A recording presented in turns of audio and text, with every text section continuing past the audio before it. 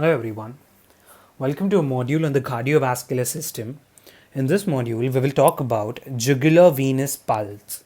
Okay, so let me just take you back to this diagram. This is one of the most important diagrams as I've again and again repeated. I've already explained these systems and these graphs in pressure volume loops or in the heart sound module. Now, in this module, we will talk majorly about the right arterial pressure curve or the jugular venar pressure curve.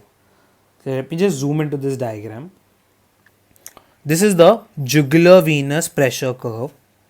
In this, it has five major components: the A component, the C component, the X component, the V, and the Y. So, it is A, C, X, V, and Y. Please remember this order. Okay, so it is ACXVY, ACXVY.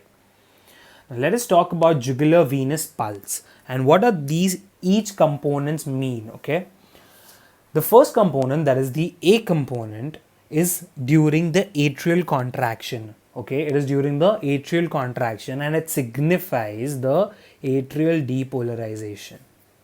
Is it clear?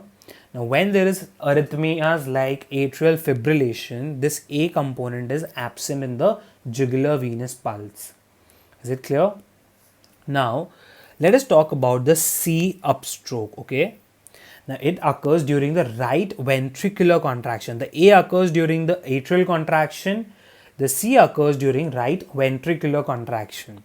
Now, since there is a right ventricular contraction, the tricuspid valve bulges back into the atrium, correct?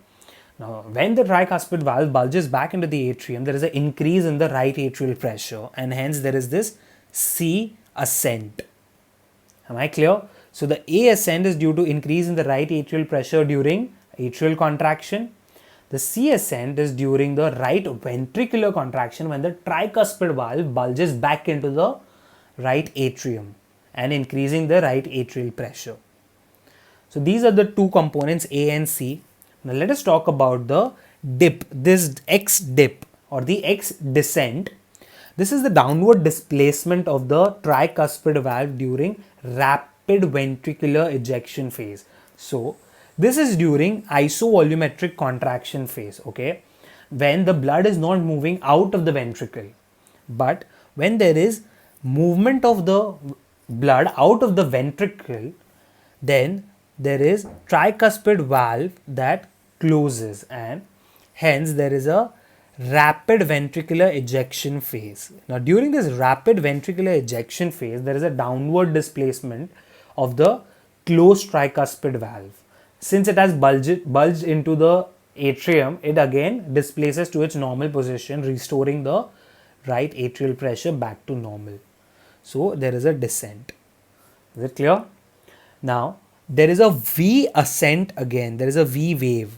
Now why is V wave? There is an increase in the right atrial pressure when the blood fills into the right atrium. So this is during the filling of the right atrium.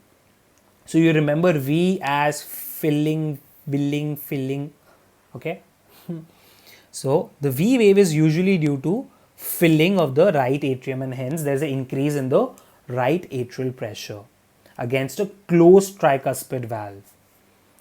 Now why is there a Y descent after a V wave?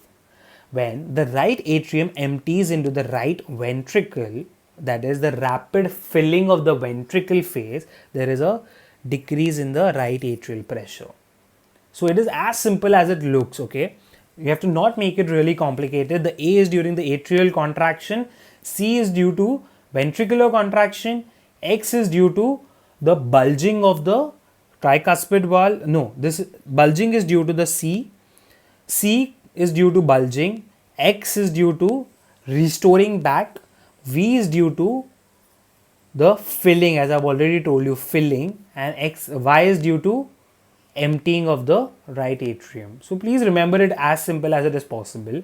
Now just remember one extra point, that the Y descent is prominent in constructive pericarditis and is absent in cardiac tamponade. Okay, so when there is a patient who is presented with constructive pericarditis or cardiac tamponade, or there is a clear and a prominent wide descent, it usually tends to indicate constructive pericarditis or cardiac tamponade. So this is all about jugular venous pulse. Thank you for watching this video. If you enjoyed the video, please click on the like button and do subscribe to this channel. Let me know in the comment section below which topics do you want me to explain. Thank you.